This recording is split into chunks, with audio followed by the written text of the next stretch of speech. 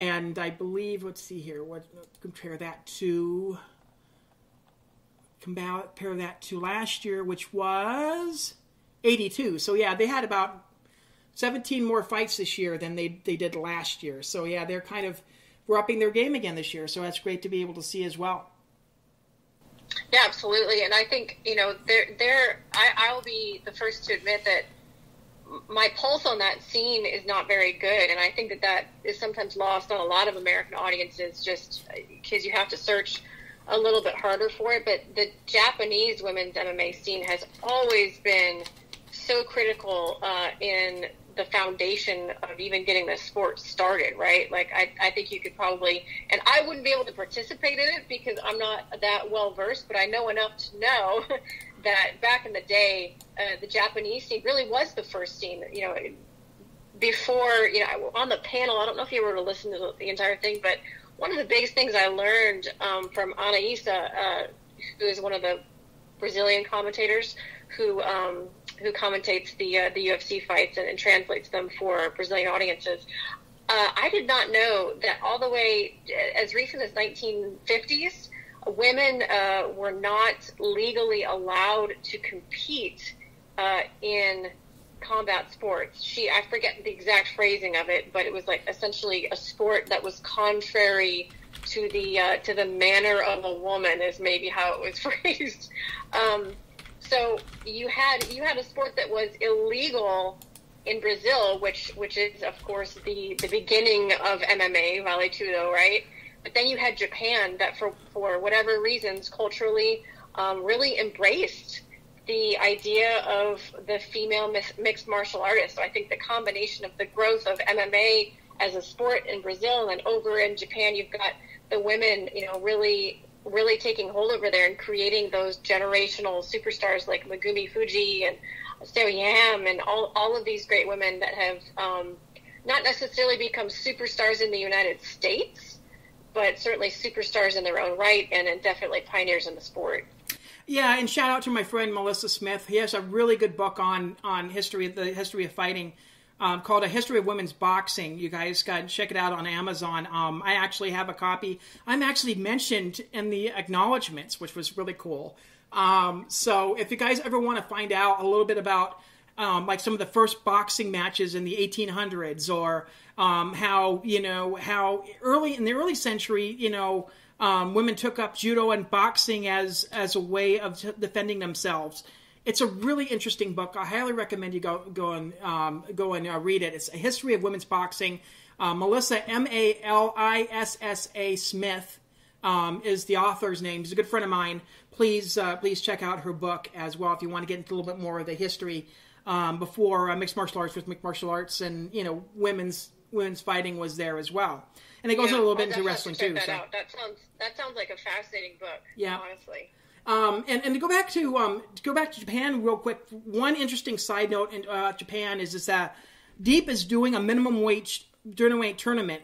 They're hopefully going to be crowning a champ. Hopefully when the next Deep Jewels card comes up. For those of you who do not know what minimum weight is, it's 100 pounds.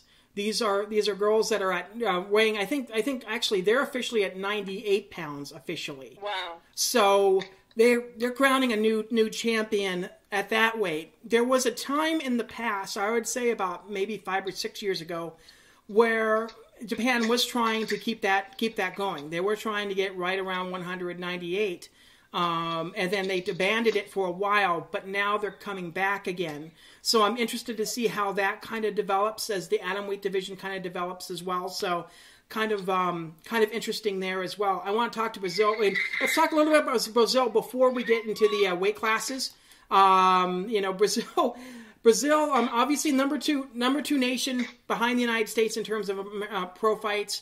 It was 205 this year versus 126 last year. Yeah, 126. So that was a stark improvement in terms of how many fights there are between there now and then. There was I remember reading somewhere last year that they were worried that there was a little bit of an economic crisis where they weren't doing as many fights in 2018, but it seemed to have bounced back very solidly. Obviously, so many Brazilian fighters out there as well. I mean, it kind of, again, bounced back from a very stagnant 2018. So, we've got, and we're getting a lot of, like I said, female, like on that panel, we see a lot of females like yourself, take up, commentary roles or translator roles or backstage roles as well. So I think that's kind of interesting. Yeah, I agree. I think Brazil will always be an extremely important part of the ecosystem of MMA, both on the men's side and on the women's side. And I agree with that. That was really cool that even though you're talking about a country where I mentioned earlier it was illegal for women to participate in this sport for so long, and now they're in some ways ahead of the game, where they do have one of their lead commentators is a woman, and some of their most prominent reporters on camera and off camera are women as well. So it's kind of, I feel like they're kind of making up for lost time in terms of that side of the coin. But man, what a huge increase in the number of fights. And as you say, that is, as a percent increase, that's massive. And it's so important, when you look at some of the cards that, again, I go back to what I'm used to, right? When I look at the cards that Shannon sends out and I start researching these fighters, the Brazilian fighters that come up are crucial to the ranks in Invicta. And it's honestly where you see fighters come into the organization where you're like, wow, she has already a ton of experience, right? You've got fighters coming from Brazil that come into Invicta that are 10-1 or 8-2, or they already have a lot of great experience under their belt, so they serve a very important purpose. Whereas some of the more locally grown fighters might get their start at Invicta, and so they kind of have to work their way up. So it's cool to see how Shannon and the staff there are able to scout that international talent and bring them over when the time's right.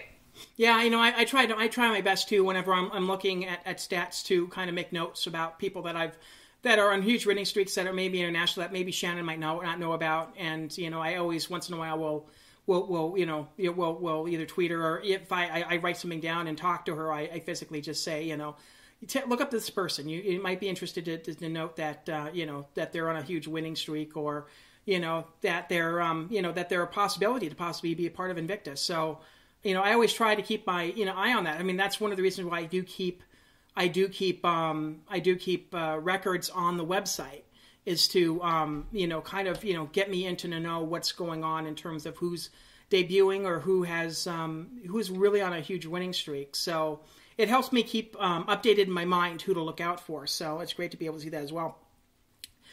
Two countries I want to mention just before we move on.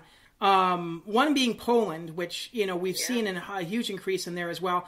I think a good portion of that, I think, deals with the fact that Joanna Jędrzejczyk, I think to have a world champion like that out of Poland, and then, you got to have something to kind of aspire to in Poland. And so we're seeing a lot more of these promoters kind of give these girls the shot. And, we're seeing a huge increase in Poland, and it's great. And that'll be probably one of the two, big countries to look out for coming up in the next couple of years.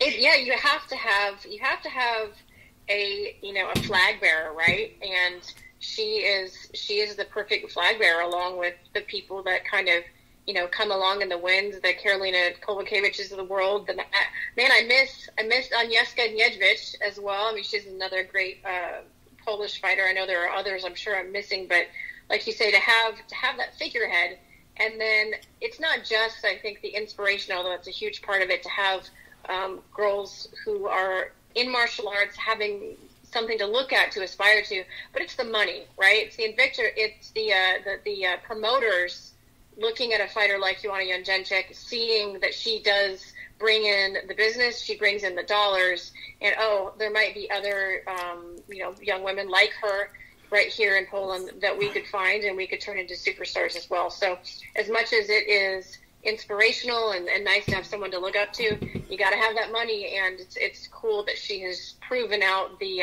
Polish female fighter business model. Yeah, and the other country I want to mention is Peru, and it's kind of weird to kind of read the stats for Peru. I think really, in this case, it's not just the fact that, they're having more female fights, but the fact is they're having more MMA fights in general. I think they have taken up to the sport over the past couple years with them developing, these promoters developing a regular monthly card or whatever. We're seeing more and more individuals get the opportunities to be able to be a part of the sport, which, we saw a little bit of an increase in 2018, but 2019 we saw a kind of almost a huge increase in terms of that as well. So don't be surprised if we see some people from Peru start popping up. Once they start getting a couple wins, we may see somebody from Peru make their way over to Invicta. So I know there's a couple that actually made their way over to Combates. So it'll be something to look forward to in the next couple years. That's crazy. I mean, when you think about I'm not going to be able to rattle it off the top of my head, but I can only imagine the population of Peru is not, anywhere close to obviously someplace like Russia, and yet they are rivaling, tongue tie there, them in terms of the number of fights.